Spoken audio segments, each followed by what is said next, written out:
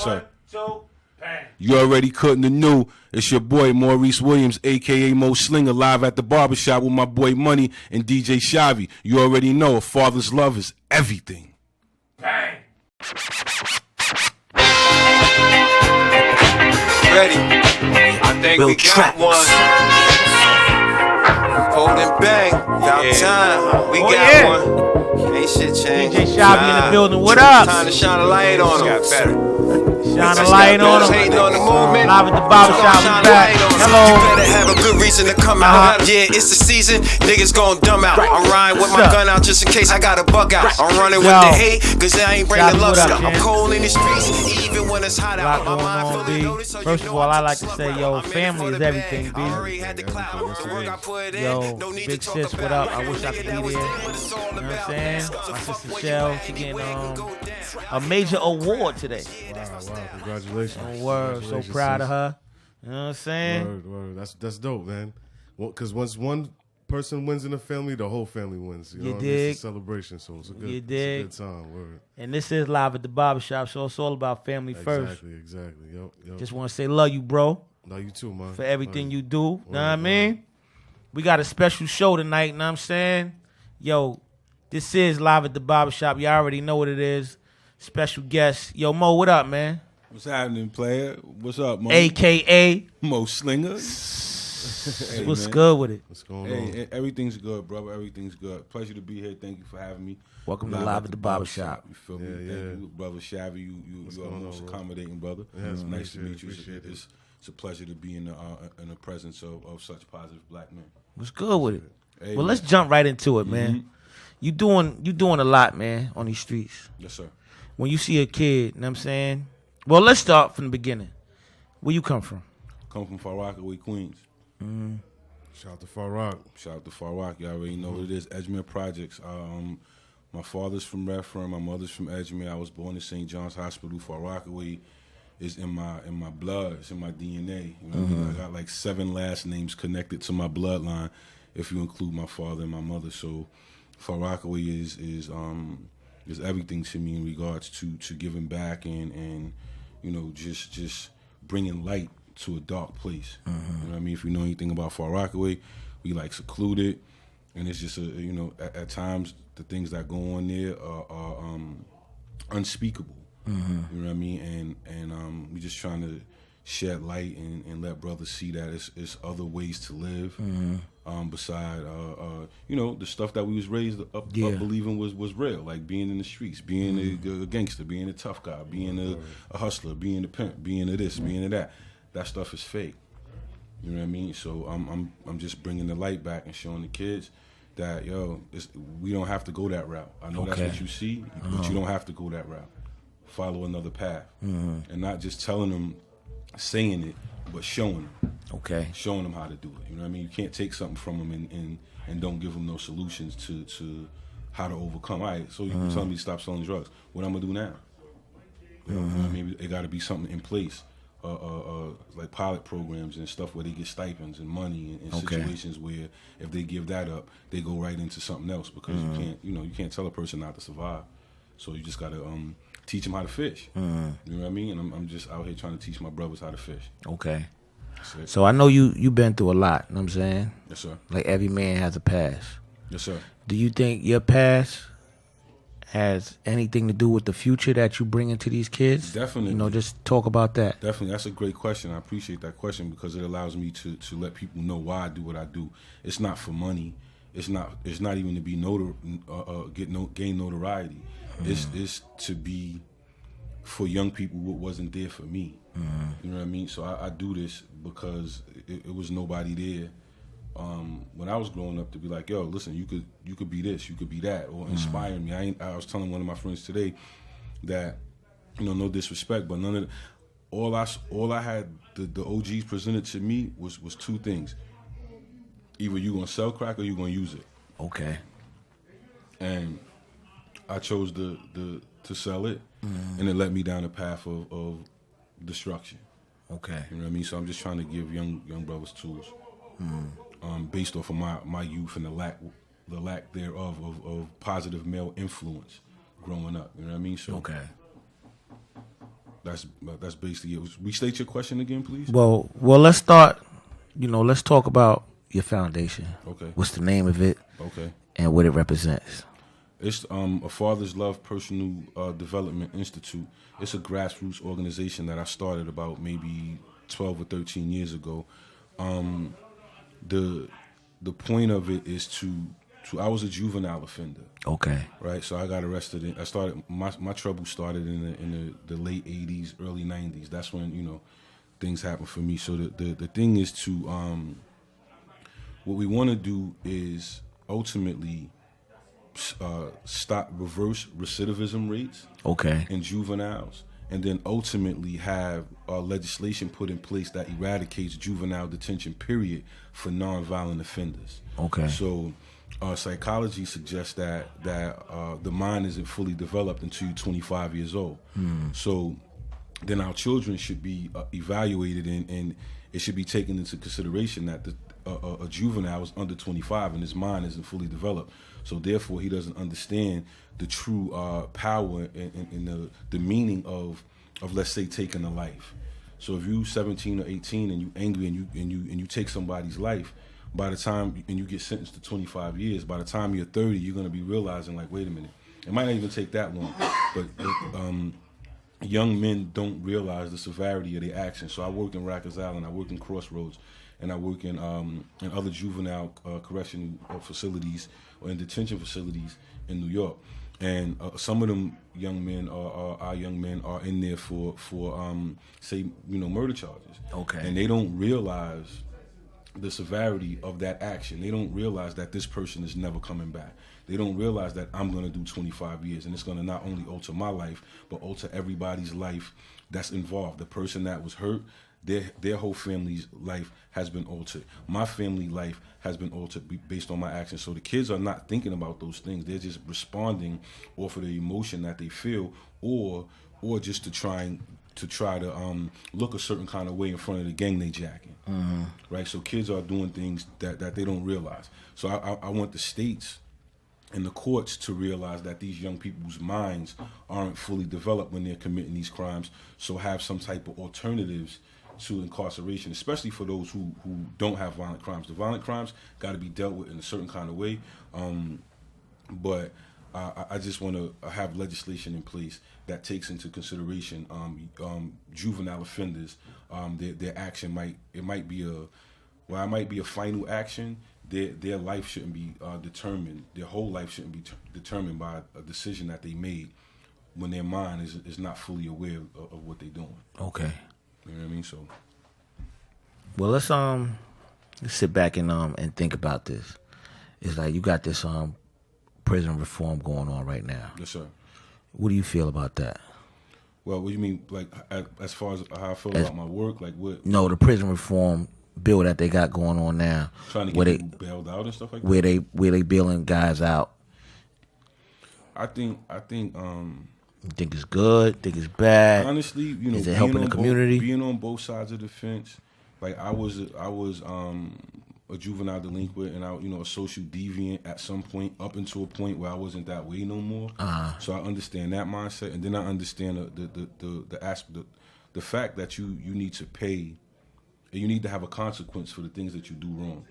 So if you are in society and you are committing crimes and you're doing things that you should be locked up for, then you should be locked up, because it like most of the times these egregious offenses are committed by people who are of the same from the same diaspora, right? Okay. So meaning that it'll be a black person doing something to a black person, or whatever. So it doesn't matter about color. I feel like if you the prison reform programs work and they are good for people who want that help, or for people who would have made a different choice if their circumstances were different. But if you're a criminal and that's what you choose to do, then I don't think that you should have that, because there's certain people who commit crimes out of the need to survive, and then there's certain people who commit crimes just because that's what they like to do.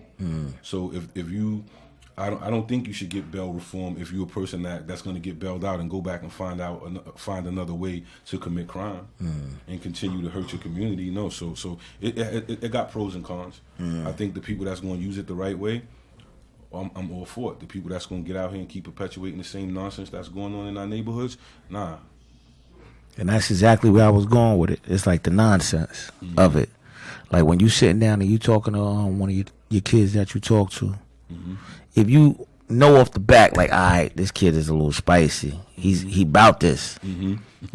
How do you get into his head to kind of calm that spice down and say, yo, shorty, you know, it's another road to this.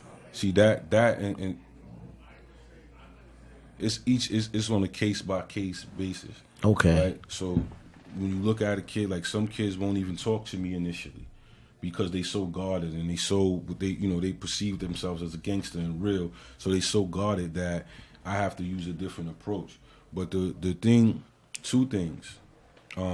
My wife is my partner, so we tag team. And Father's Love is the movement, but I got a female aspect in it too.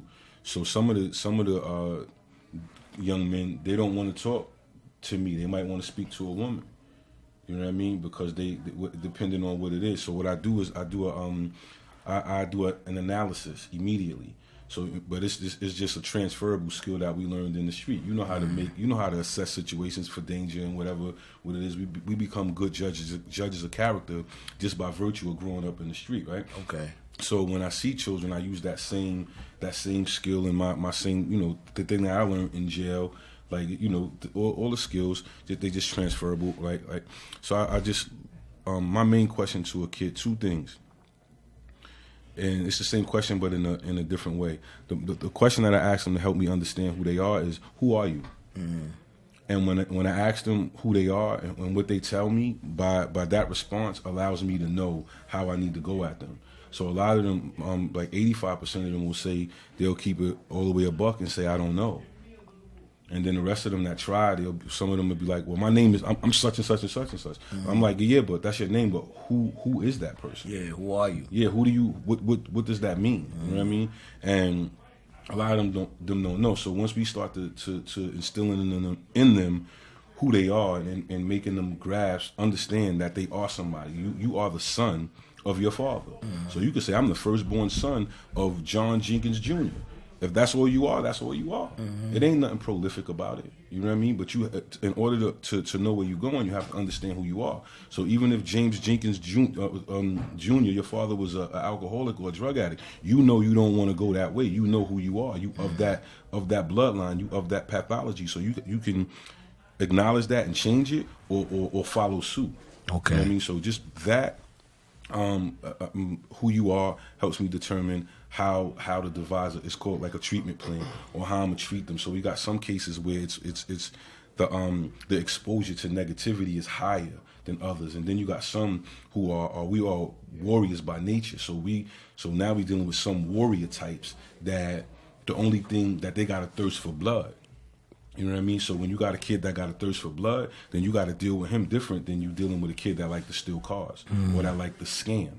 So it's different things, right? You have with a kid that like to scam, you put him create a scenario where his mother gets scammed, and then he'll be able to rationalize, see it through that eyes. A kid that that thirst for blood, you like, well, whose blood are you thirsting for? Because it's the difference between a warrior and a cannibal. A cannibal eats his own. So if you're eating people's food, whose food are you eating? Are you eating your own people's food? If you eating your own people, that means you're a cannibal, and that's not good. Okay. You know what I mean? So it depends on what level of exposure they're dealing with to allow me to know how I need to go at them to start the reversing of the technology that the spell that they under. You know what I mean? But it ain't nobody that I've never got to. I have never met a kid. It might have took me longer than most, but I've never met a kid that I couldn't get to, that I couldn't rationalize with, that we couldn't have a conversation and come to an understanding. Even if they like, yo, you know what? I'm about this. This is what I want to do. You know what I mean? I hear you, OG. A young man told me, I hear you, OG, but sometimes a dude got to bump their head and find out on their own that it's real. So I hear you. I respect what you're doing, but I want to find my own path. Okay. You know what I mean? So and that's real. So I don't talk to him that much. But 3 months down the line, me and him the best friends. He gets parole.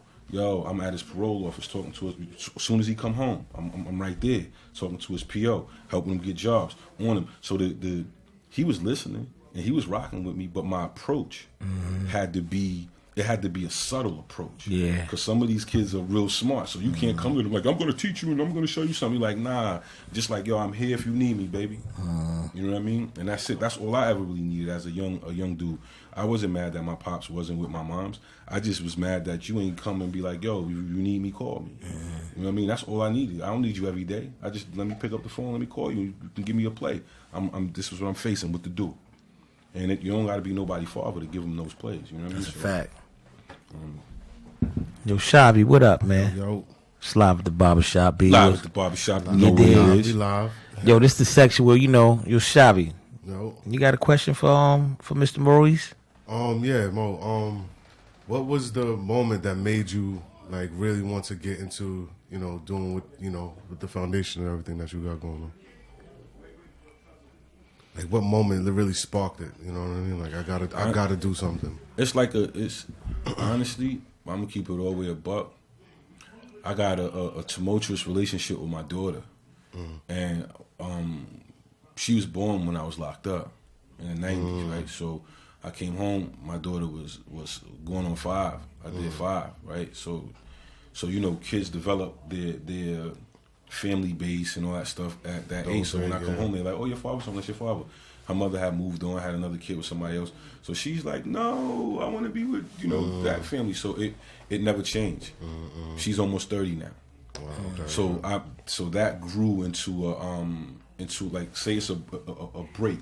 Like say you break your wrist. I broke my wrist as a kid. If you don't go get a cast put on it, it's not gonna set back the right way. So you're gonna have some type of abnormality in your wrist. So my relationship with my daughter has some type of abnormality, and it hurt me so bad that usually prior when I was growing up, I handled my hurt and my pain and my frustration with aggression. Okay. So I couldn't, I can't do that in this situation because this is, circumstances that ultimately I created by going to jail. So I wouldn't have went to jail, probably that this wouldn't be that way. So to answer your question, the pain from that, it was bothering me. So I used to write rhymes. I was a rapper, and so I wrote video treatments and stuff. So one day my mom was like, "Yo, I'm tired of talking to you about this situation. You need to do some type of blog or some man support group because I don't know what to tell you." So that turned into a short film. So I got a short film series called A Father's Love. I did 3 episodes. A Father's Love is on YouTube. A Father's Love, I'm plugging myself. A Father's Love episode 1. Father's Love episode 1, 2, and 3. And it was just I put all my pain of not being able to have a relationship with my daughter in that. So with that, you do a little short film stuff. I had a couple of people in it from Money and Violence and stuff that I knew some of those people. And so I saw that they had T-shirts when they was doing it. So I was like, let me get some of Father's Love T-shirts. So I got the T-shirts, and then it just started growing into let me get some jeans and let me get the stuff. So basically, to answer your question, what inspired me to do that is my love for my daughter. You know what I mean? I went to child support court to get joint custody, wound up not getting the joint custody, wound up getting child support. I was on child support for like 15 years and still going back and forth. And it's crazy. It's crazy. The relationship is crazy. And so that's one piece of the bread. The other piece of the bread, that's the top bread. The other piece of the bread is just having a father that wasn't there. That he ain't dead. I got other brothers, I got siblings, but my father just chose not to rock with me like that. That's painful, man. Like he ain't dead. I ain't do nothing to you. You never rock with me, son, ever, right? So I got that with my father. I'm in the middle, and my daughter. So I got all this father's. I ain't receiving the father's love, and I only got one kid. So I can't give it. So I'm in the middle. So everything, my whole life is based on a father's love, not receiving it and not being able to give it to my only kid. So instead of acting out again in a frustrating way, an angry way, I wrote it down. I write it down, and put it into film. That turned into that, and now it's like I went to college. I didn't tell y'all. So I went. After I did the years, I did the 5 years, came home, messed around for a little while, tried to find myself, wound up falling up into college.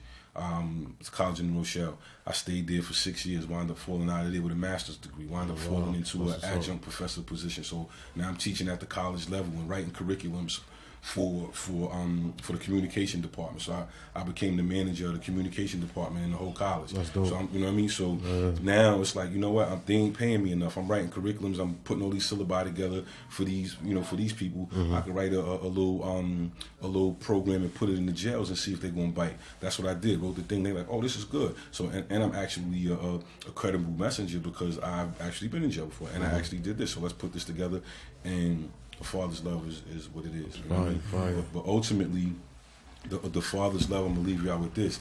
I ain't really talking about a father's love, us and men in the flesh, right? I'm talking about a father's love. I'm talking about God's love. But if you say God's love, you start spooking people out too much, and then they don't want to deal with the religious aspect.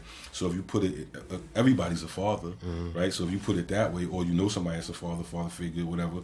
So you put it that way, more people will buy into it because it doesn't have a religious connotation to it, but it actually does have a spiritual, a high sense of spiritual connection. Because without God, none of this happens. You know what I mean? So and I know that I've personally been delivered from a juvenile delinquent who would risk his life for a couple $100s to a man now who is in a position to influence the minds and lives of several young men. You know what I mean? That's not me. That's God. You know what I mean? So that's right.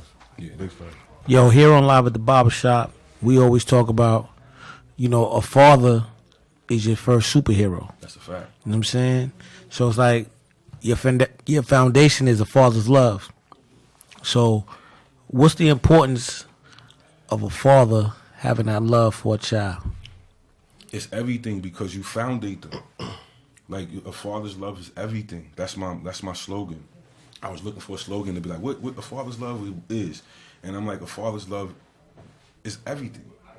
Because God's love is everything. And I'm really not a religious person at all. But God's love is everything. Because without God's love, we nothing. Right? So now, if we are created in His image, so we fathers too, we got the right to make a life. And we could create it, right? So imagine if God just turned His back on you. It's like, I'm not there for you no more. You don't got my word to lean on. You don't got nothing to lean on from me. That's the same thing with a kid without a father. Like, who do they got to lean on? Who do they got to believe? Who do they got to trust? Who do they got that's gonna empower them? You grew up with your dad, right? Facts. When we spoke about your relationship with him, he's a phenomenal man. Word. And he instilled some great things in you. Bobby Milton, what up? Right? So without your pops, you probably wouldn't be the guy you is now. Nah, I'd be a whole different dude. So for me, I didn't have on the streets was my pops. But I always I always had God because it was always a voice in my head. Don't do that. You know the difference between right and wrong, or whatever. So a father's love is everything, son. Without a father's love, I've had a chance to doing this work. I've met children with different circumstances as it pertains to their father. Some, and people be messed up without their pops, man. Like, especially young girls, they be messed up without their pops, man. Facts. Like, they have no clue on what the parameters is or the limits or anything, any kind of anything when it comes to men, because they know a man didn't tell them. So, and then, oh man, it's crazy. It just, if we don't have a father, fathers create the dysfunction in society, the function or the dysfunction.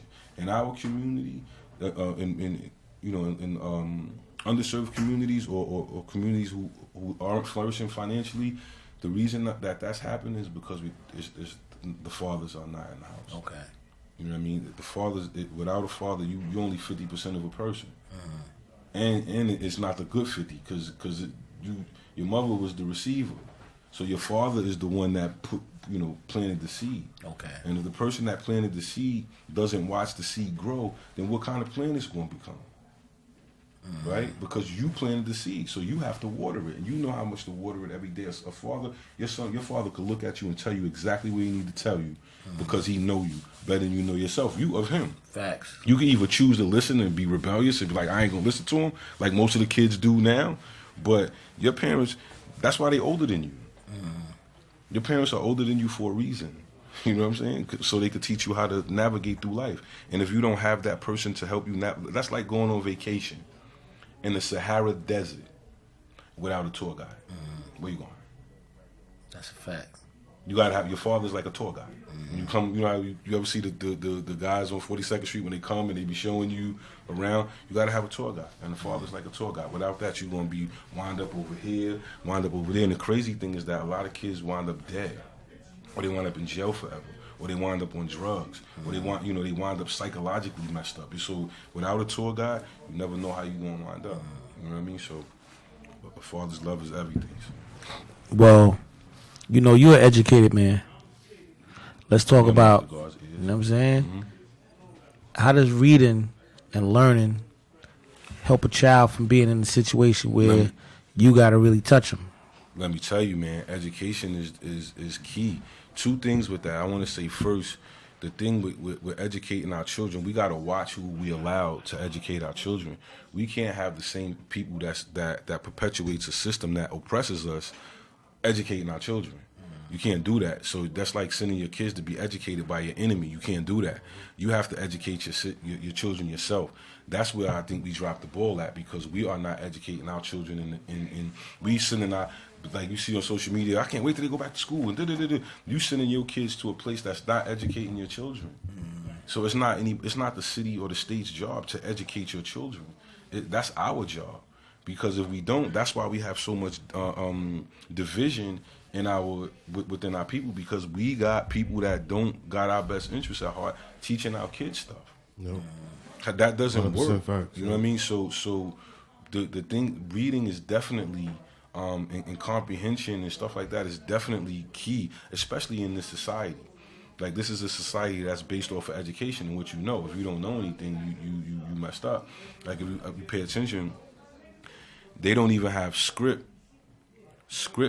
in the schools no more. They just teaching them print right now. That's crazy. Right? So this cursive is no longer in this like that, right? So 10 years from now, our kids would be, say the 10-year-olds now will be 20.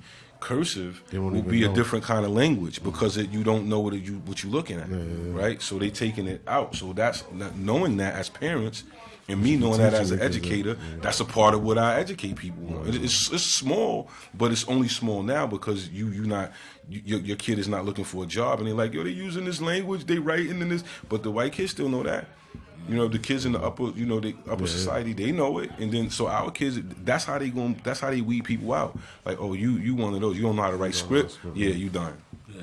You know what I mean? So it's up to us as parents to see what's going on and do our own educating. That's why I'm trying to get a school in Far Rockaway. I'm working on getting a school in Far Rockaway. It's called the Father's Love Personal Development Institute, where I'm going to have, I got a whole constituency of people, friends, who got college degrees. So while we all working for somebody else and we all working in New York City public schools, when we could come together and make our own, get our own situation and teach the kids ourselves and get that funding from parents first, community things, and then the government is going to automatically want to offer bread just because you're doing something outside of them, so they're going to help.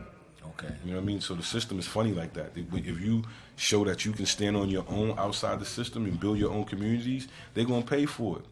They do that with every culture, but first we have to get in the place, black people got to get in the place where we want to see each other okay. You know what I mean? So we could really start having our own communities. It's different like in the city. They got different communities. They got the Russian community. They got the Polish community. They got the Italian community. They got the Jewish community. They got all these communities that function off of each other, support each other, and keep themselves going. That's a blueprint for us, but we just don't do it because it's like, you know what? Money got money. I don't like him. He ain't never do nothing to me, but I just don't like him because he got money. Facts. You know what I mean? Or he able to take care of himself in the way that I wish I could take myself in. So you know what? I don't only just dislike him. I'm gonna kill him now. And this is what we dealing with in our neighborhoods, and thus the reason that we so far behind economically in a society where if you poor in New York, you want to be poor. If you poor in New York, you want to be poor because you could pick up cans And get some money. And get some money. So you this is the only country where you could there's money on the street.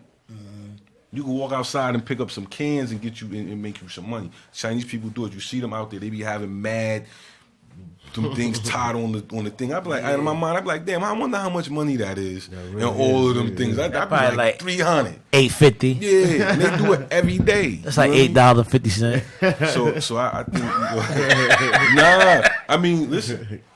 I get what you're saying. They might get like $9. Nah, son. Some of them be having the big things. You got 5 cents a can. 5 cents a can, son. Sheesh.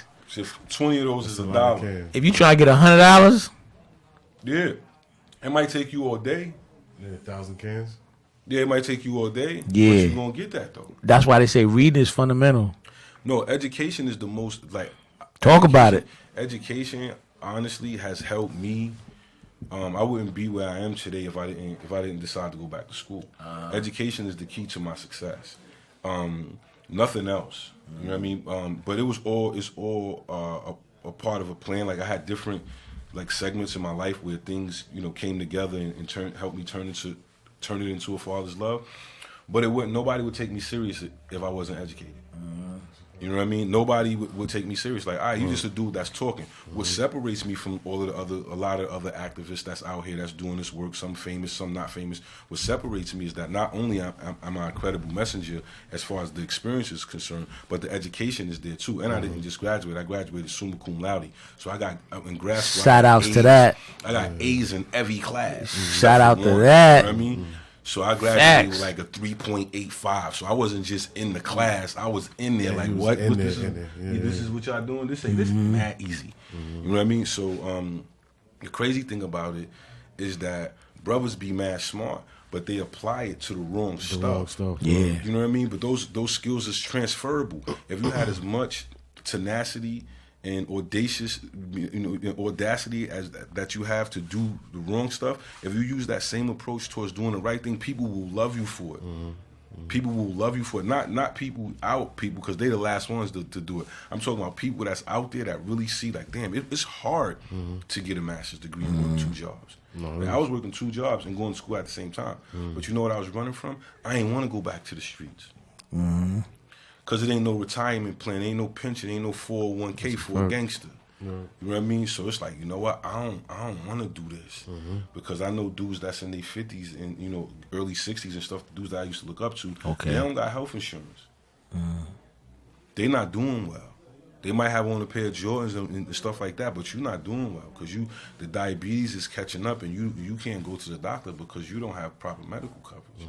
You know what I mean? It's certain things that dudes ain't take care of. Real rap when right they there. Supposed to, and it's now you 50-something, you 60-something years old, and now you got some type of something going on that you ain't take care of yourself. Yeah. So, I would petition young people to think about your future, like chess.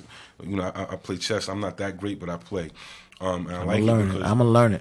Yeah, I like it because it's all about strategy, right? And strategizing with your life, right? So not just on the chessboard, but you strategize with your life. And the one guy that was teaching me how to play chess, he said the most important part of the chess game is the end game. Okay. The end of it.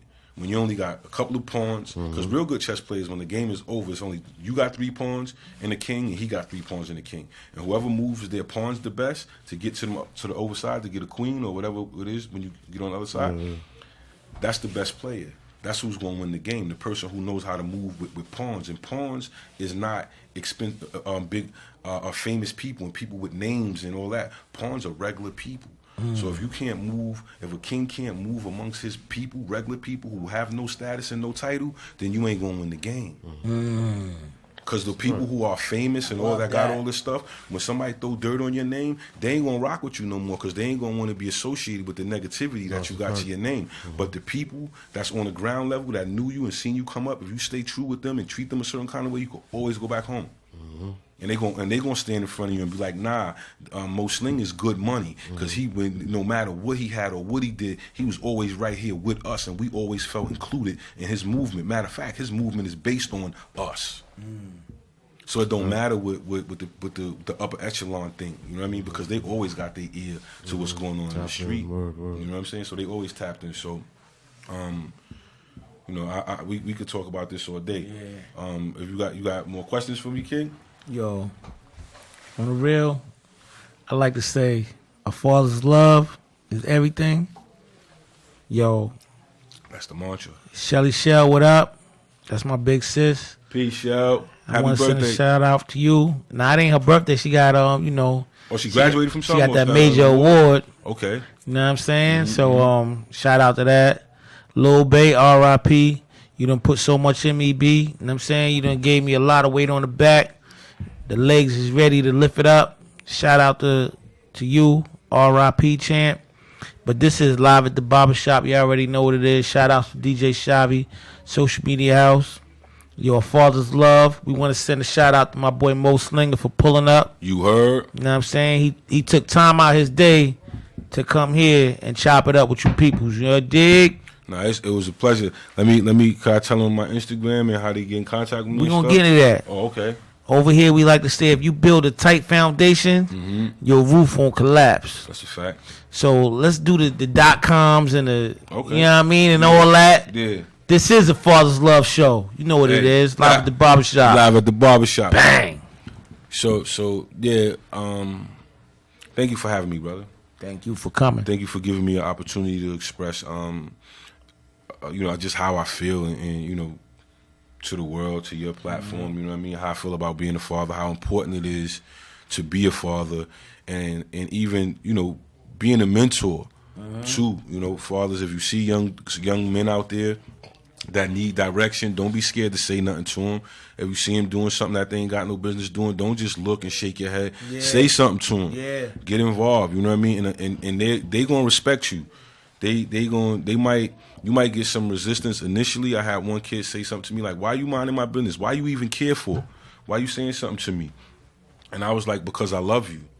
You know what I mean? And one of his little friends was immature. He was like, "Ew," he said he love you. He gay. I was like, nah, that ain't the kind of love I got for you, young man. That ain't it. You know what I mean? The kind of love I got for you is like, I love you so much that if you doing something embarrassing out here, you embarrassing me because we both black. I need you to chill. Some of that agape. You know what I mean? Some of that So agape. that's what fathers, men, you see your little brothers out there doing stuff they ain't got no business doing, say something. Especially, this is what I wanted to say.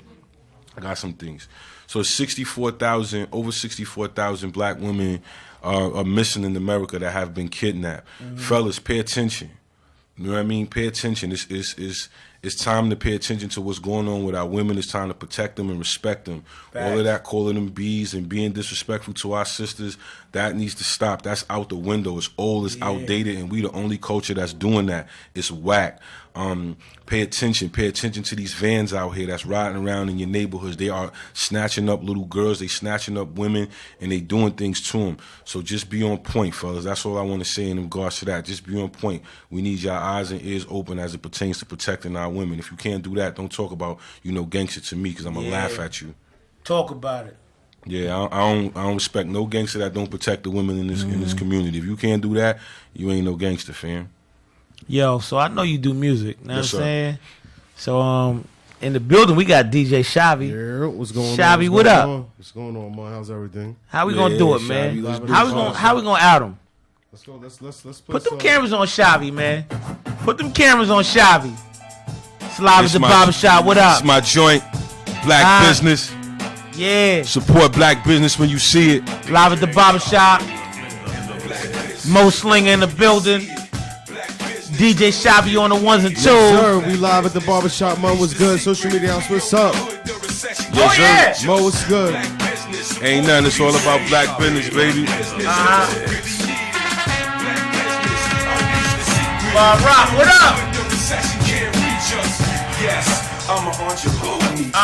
And black business is what I'm finna make blow. Step one, we gotta let the hate go and keep our money in the hood like the Jews. Oh yeah. Step two, fix that credit. I'm out. Stash income tax 5 years, forget about it. What would you do with a flip that big? Step three, raise business-minded kids. Show dollars make sense with them smart investments. Sit them down and have them analyze the matrix. Tell them black business only way they gon' get it. 9 to 5 cool, but it's something like the slave is. The book of life got a whole lot of pages. We all get on the same one, the world gon' place. Oh yeah. Black business cause I witnessed my man get it. Start thinking out the box instead of paying for a scene. What's up? Black business, importance of MC. Oh yeah. Black business, the hood really needs. We live.